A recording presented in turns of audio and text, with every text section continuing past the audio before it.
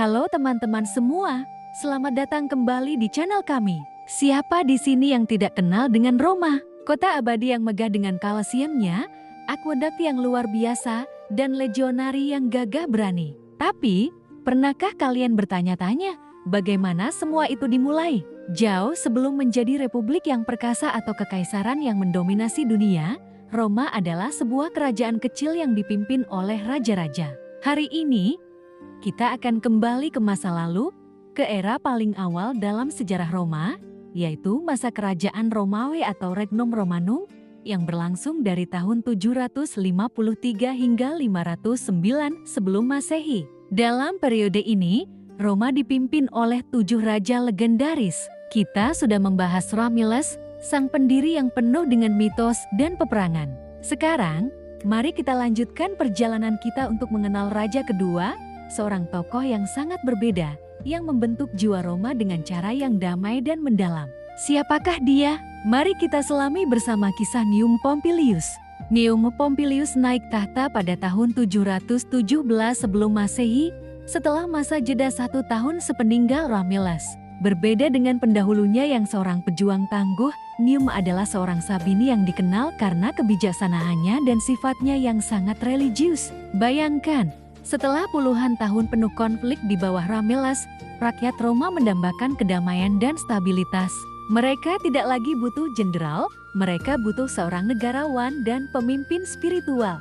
Dan Gnaeum adalah jawaban atas doa mereka.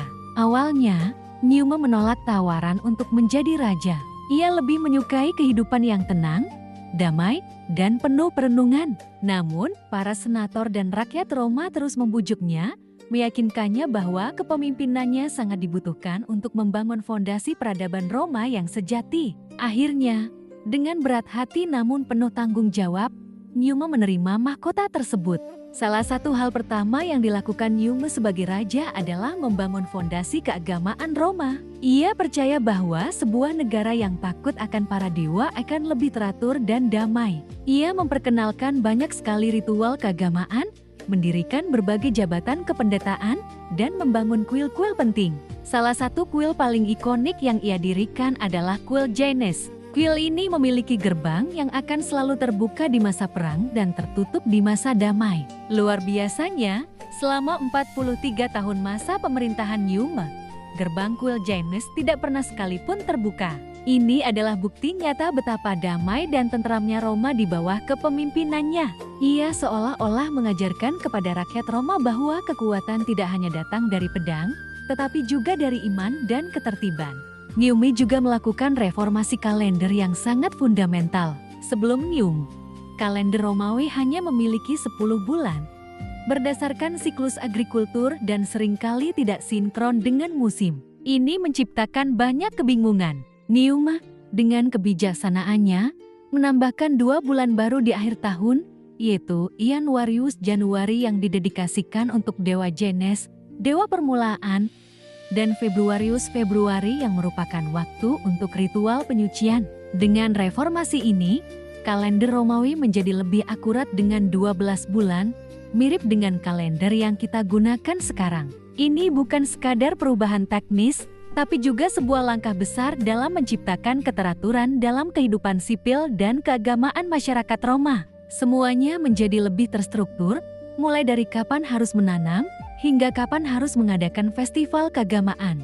Untuk memperkuat struktur keagamaan, Gnaeum membentuk berbagai dewan kependetaan yang perannya sangat vital. Ada Dewan Pontifex yang dipimpin oleh Pontifex Maximus sebagai otoritas tertinggi dalam urusan agama. Mereka bertanggung jawab menafsirkan hukum ilahi dan mengawasi semua ritual. Lalu ada Dewan Flamen, para pendeta yang mengabdi pada dewa-dewi tertentu seperti Jupiter, Mars, dan Quirinus. Gnaeum juga mendirikan Ordo Perawan Vesta, sekelompok pendeta wanita yang bertugas menjaga api suci Vesta, Dewi Perapian, yang apinya dipercaya sebagai simbol kelangsungan hidup Roma.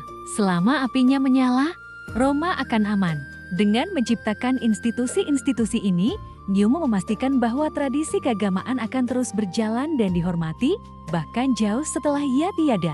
Mungkin salah satu cerita paling menarik tentang Gnaeum adalah hubungannya dengan seorang nimfa atau dewi bernama Egeria. Menurut legenda, Niuma sering pergi ke sebuah hutan suci untuk bertemu dengan Egria. Di sanalah Egria memberinya petunjuk dan kebijaksanaan ilahi untuk memerintah Roma. Semua hukum, ritual, dan reformasi yang ia buat konon berasal dari bimbingan Egria.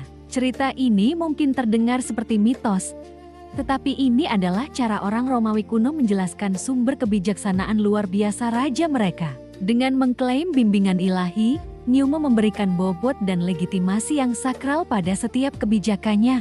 Hal ini membuat rakyat lebih mudah menerima dan mematuhi aturan-aturan baru yang ia terapkan, karena mereka percaya itu semua adalah kehendak para dewa.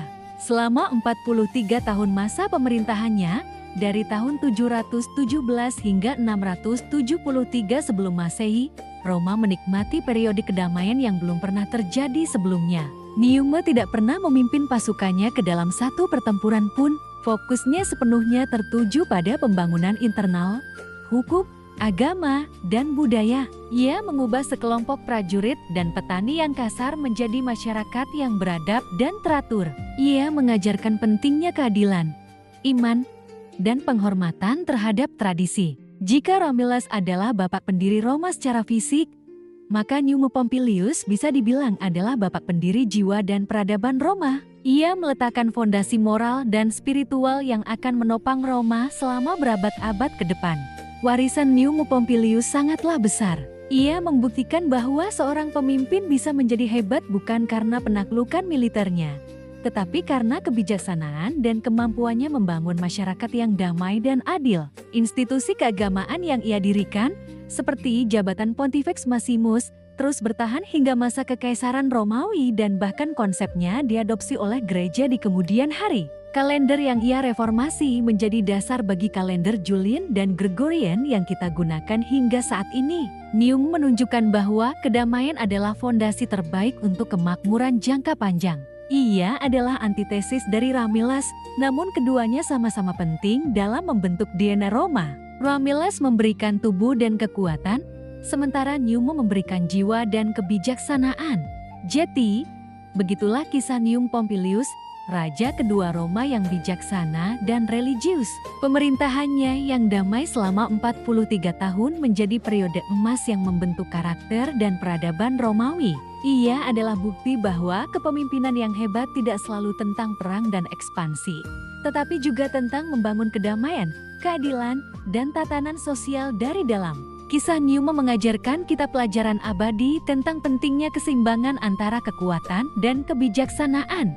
Terima kasih banyak sudah menonton video ini sampai akhir. Semoga cerita tentang Numa Pompilius bisa memberikan wawasan baru bagi kita semua tentang sejarah awal Roma. Jangan lupa untuk like, komen, dan share video ini jika kalian suka.